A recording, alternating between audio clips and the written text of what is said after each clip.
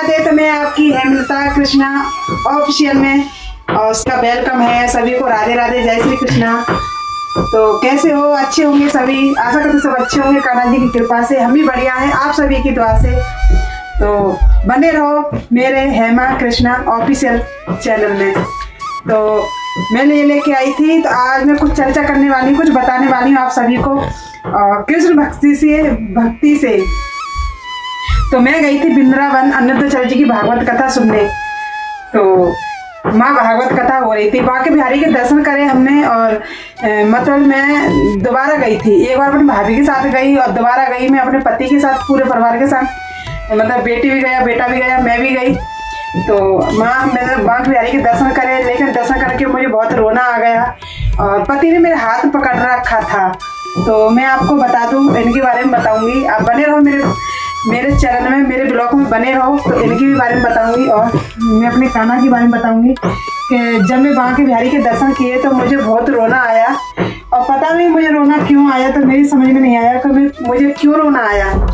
वो तो मेरे कृष्ण ही जाने कि रोना क्यों आया। तो मैं बहुत रोई और पति ने मेरे हाथ पकड़ रखा था कि कहीं मैं खो ना जाऊं, क्योंकि वहाँ बहुत भीड़ ज़्यादा आई।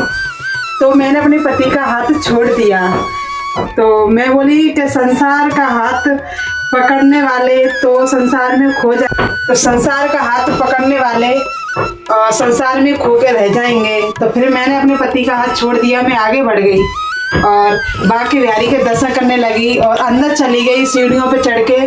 और रीलिंग पे चढ़ के मैं बांके बिहारी की तरफ देखने लगी और अंदर भी मतलब जा चुकी थी। तब भी मेरे पति ने मुझे ढूंढ लिया कि चलो यहाँ बहुत ज़्यादा भीड़ है।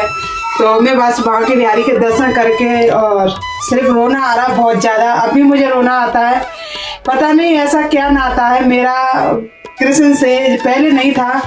उसके बाद में जब अनिरुद्धाचार्य की भागवत कथा सुनी तो उसके बाद में इतना प्रेम हुआ। मुझे नहीं पता है जी प्रेम है क्या है, सिर्फ मेरे कान्हा को पता है कि जी क्या है क्या नहीं। उसके बाद हम दर्शन करके आए तो हम गए अनिरुद्धाचार्य जी के आश्रम, क्योंकि मैं उनकी कथा सुनती हूँ, मैं अपना गुरु मानती हूँ उनको। तो आश्रम गए तो हमने भंडारा खाया, मतलब जो लंगर होता है वो खाया, हमने प्रसाद पाया और कथा में गए। जब वहाँ कथा हो रही थी तो कथा सुन के और मुझे इतना वो लगा, रोई मैं। और मेरा बिल्कुल भी मन ना कर रहा कि मैं कथा को छोड़कर मैं घर जाऊँ। तो क्योंकि मैं शुरू से, मेरे जो परिवार में पूजा पाठ शुरू से होता है, भागवत कथा शुरू से होती है और मतलब भगवान से मतलब शुरू से जुड़े हैं। तो वही चीज़ हमें भी है कि भगवान का नाम सुनते हैं तो अपनापन सा आता है कि ये हमारे हैं, चाहे भले ही कोई हो, जो भगवान का नाम लेगा वो अपना होगा। तो मुझे शुरू से यह सेवा और दूसरों की सेवा, दूसरों की मदद करना, ये हमें शुरू से सिखाया है हमारे माता पिता ने। तो वही चीज़ है। तो मुझे बहुत रोना आ रहा और मैं अपने कान्हा से कहूँगी कि वो दिन कब आएगा सो मैं वृंदावन में बैठ के और अपने गोपू सोना की कथा सुनूंगी, और वो भी अनिरुद्धाचार्य जी के मुख से। तो बस मैं तो यही प्रार्थना करूँगी, हे कान्हा वो दिन पता नहीं कब आएगा सो मैं तुम्हारी कथा सुनूँ, वो भी अनिरुद्धाचार्य जी के मुख से और वृंदावन में बैठ के।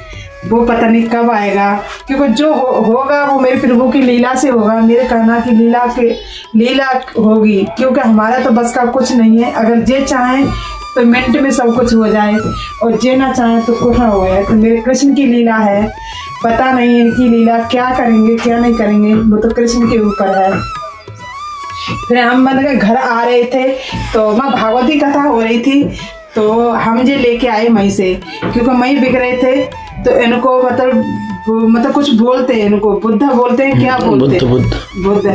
तो मतलब इनको मतलब उन्होंने बोला था कि इनकी पूजा नहीं होती, खाली इन्हें साफ किया जाता है। तो हम वृंदावन से लेके आए थे और बोलते हैं कि जो हंसते मुस्कुरा, ज़्यादा हमें नॉलेज नहीं है इनके बारे की, और ये हंसते मुस्कुराते रहते हैं, खाली इनकी पूजा नहीं होती और इन्हें मतलब साफ किया जाता है और घर में रखा जाता है और ऐसी जगह रखे हैं जहाँ इनको सबको दिखाई दे।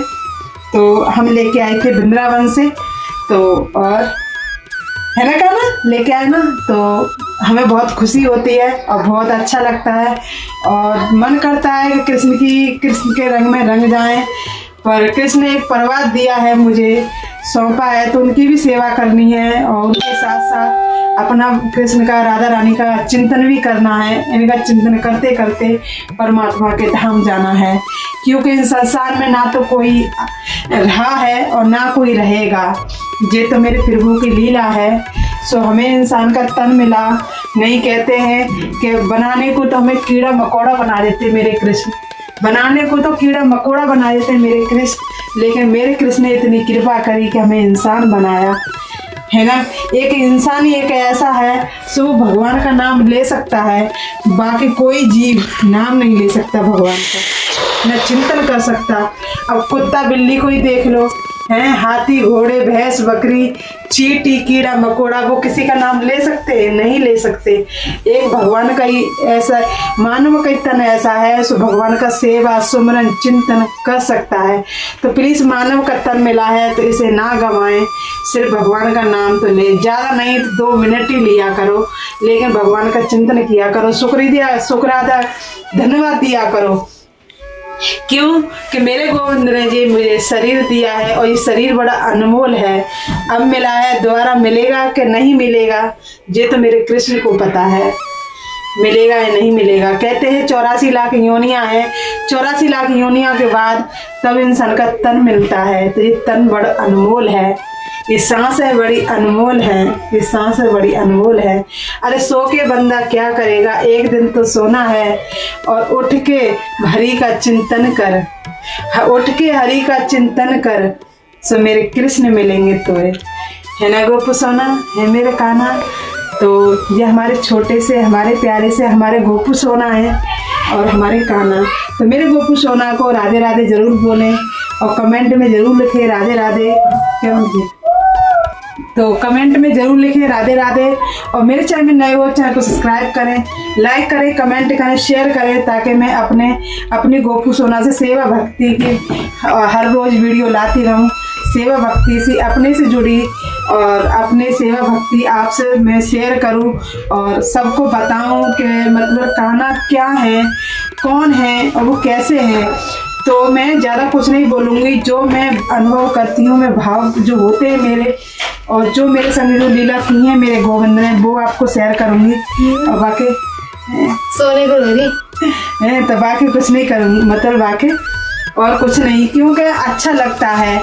अच्छा यूँ लगता है कि मुझे मतलब सुनते हुए नाम लेते हुए आत्मा को ऐसा मिलता है जैसे मतलब कुछ मतलब अलग खुशी सी होती है, मतलब आत्मा को बहुत शांति मिलती है भगवान का नाम लेके चिंतन करके। और ऐसा रहता है जैसे कि लाखों ढेर पैसों के अलग हों और कृष्ण का नाम अलग हो, तो इतना सुकून मिलता है। और वो सुकून वो भाव मतलब वही पहचान सकता है जो कृष्ण प्रेम करता होगा, भले ही कोई नहीं पहचान सकता।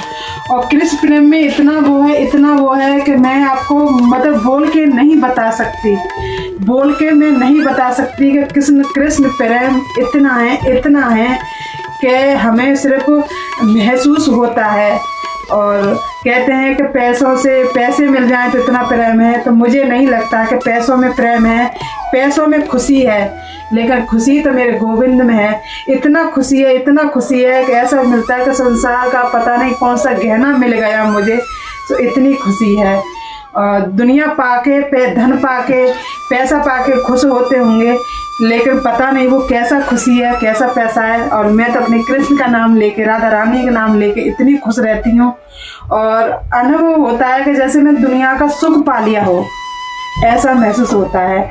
प्लीज आप कृष्ण प्रेम हो तो आपको पता होगी, जिसको पता हो कृष्ण भक्ति का है, कृष्ण प्रेम क्या है, तो कमेंट में जरूर लिखें राधे राधे। और मुझे भी पता चले कि हाँ मैं सही कह रही हूँ कि झूठ कह रही हूँ और बात सत्य है कि नहीं, तो कमेंट में जरूर लिखें। तो सभी के लिए राधे राधे, फिर मिलूंगी अगली वीडियो में, तब तक के लिए सभी को राधे राधे, जय श्री कृष्णा, हरि बोल।